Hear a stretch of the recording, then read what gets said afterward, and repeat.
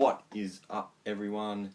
My name is Jack Southall. Filming this very late review where I am right now, and it is a NXT review for December the 9th, 2015. This was aired yesterday or 2 days ago, whatever the fuck. And I want to review this because I think I should do this now on my channel, where I review the NXT before a special comes on, so I get a bit of a background knowledge or some sort of information about the show. So I did one for Respect, so I thought it'd be pretty good to do one for NXT. As for Raw, what is there to talk about, really? Roman Reigns called Sheamus tater tots. Fucking brilliant, amazing, so pumped for TLC. No, piss right off. But any gay, let's get straight into it. So, first match, we have Enzo Amore and Colin Cassidy, probably one of my favourite tag team on NXT, and they're taking on two jobbers, Corey Hollis and John Skyler. When they came out, they didn't do their typical, my name is Enzo Amore and you can't teach that. They didn't do any of that. They just went straight to the ring, no bullshit, no nothing, because they nearly had their careers ended by Dash and Dawson, who are the NXT Tag Team Champions. So they're in full serious mode now. So they pretty much beat the shit out of these two. Then afterwards, Enzo and Big Cass cut a great, intense promo saying that you tried to take us out, we do this so we can feed our families and all that, which I really love that they bring up, you know, feeding their families and making money to get a living and all that. So they brought that up and said they're going to take out Dash and Dawson and going to take their tag team titles, and you can't teach that, or something like that. Very, very good promo from these two. Who do I think is going to win between Enzo and Big Cass versus Dash and Dawson? I think Dash and Dawson are going to retain. They just won the titles like a few weeks ago against the Vaudevillains, so it wouldn't make any sense for them to lose it to Enzo and Big Cass. Not that I'd complain at all, but I think Dash and Dawson are going to retain the titles. So next match here we get Asuka versus Diona Purrazzo, the chick who had the fucking Ferrari logos on her ass. So she came out there, Asuka beat the shit out of her. I believe before the match, Dana Brooke and Emma had a backstage interview, and the interviewer was like, "Are you scared of Asuka?" And she's like, "Nah, I'm good." And so she beats her by knockout, Asuka does, while Emma's watching the match, and Emma's like, "Oh, I'm fucked, hey," because Asuka is a beast in that ring. She's an absolute beast. You know, she goes around and she just snaps your arm or whatever, just roundhouse kicks you, knocks you out cold. You know, she's a very dangerous women's wrestler, and I wouldn't be surprised in 2016 she becomes the women's champion on NXT. So, next match we have the Hype Bros taking on Blake and Murphy.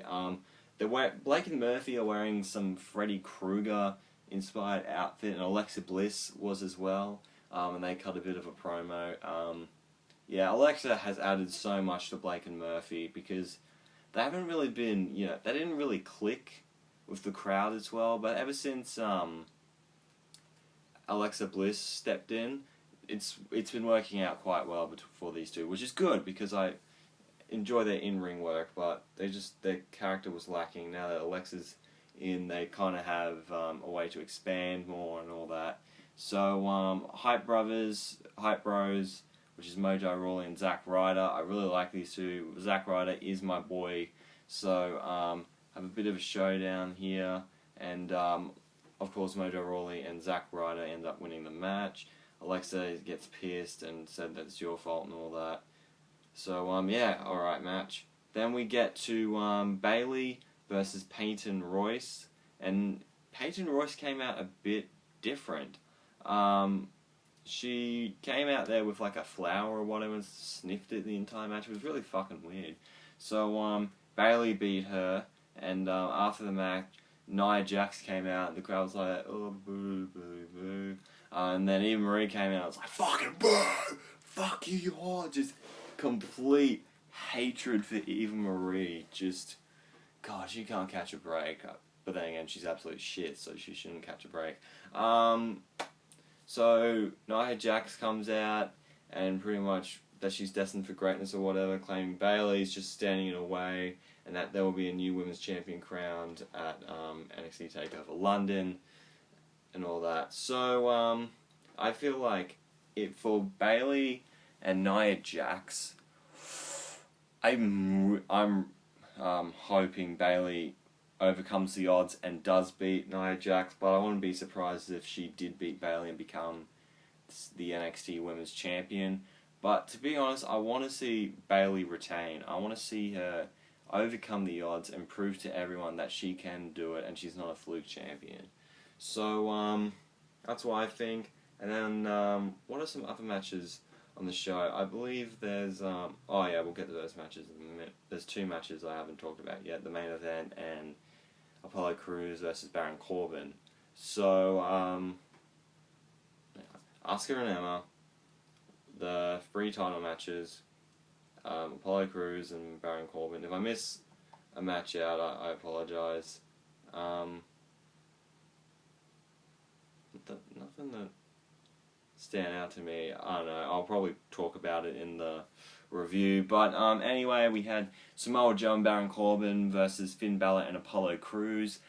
Before the match, Baron Corbin and Samoa Joe had a backstage interview saying, look, we haven't really gotten along recently, but we need to get together to take out 2 of our enemies and just kick the shit out of them. So these 2 had these 4 had a really good tag team match, but Samoa Joe ended up locking Joe with the coquina clutch or whatever.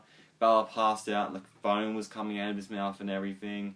And Samoa Joe grabbed the NXT title, held it high, and this could be a preview of what happens to Finn Balor at NXT Takeover. So who do I think is going to win? Ooh. You know what? I'm going to go crazy. I'm going to say Samoa Joe wins this one. He wins the NXT title. I think this will be a good place. London. This is another one of NXT's big events. So yeah, it'd be interesting to see Samoa Joe as NXT champion. I think it'll work out fine. And Finn Balor is most likely going to go up to the main roster. As for Apollo Crews and Baron Corbin, I'm going to say Apollo Crews gets the win on this one. I don't see any other reason for Baron Corbin to win. You know, it wouldn't be terrible, but maybe that's just my bias because I love Apollo Crews. I think he's so athletic and he's got a great look and he's everything that the WWE is looking for, and I think he could be a great asset to the WWE in the future. But yeah, great episode of NXT overall. Lots of good matches, good enhancement matches, and ways to get us hyped for the Takeover event London, unlike their big brother WWE, who's done shit promoting TLC. The predictions for TLC should be coming out sometime this weekend, so make sure you tune in for that. Overall, I'm going to end this video here. I hope you have enjoyed. Make sure to leave a like if you did. Comment down below, what do you think of NXT TakeOver London? Are you excited? Are you pumped? Let me know. If you want to see more videos from me, make sure to hit the subscribe button. Of course, the TLC predictions coming up and the review. I'll probably release some gaming videos sometime down the line, and do something else if I want to. But yeah, thank you guys for watching so much. I'll see you guys later, and I am out in 3, 2, 1.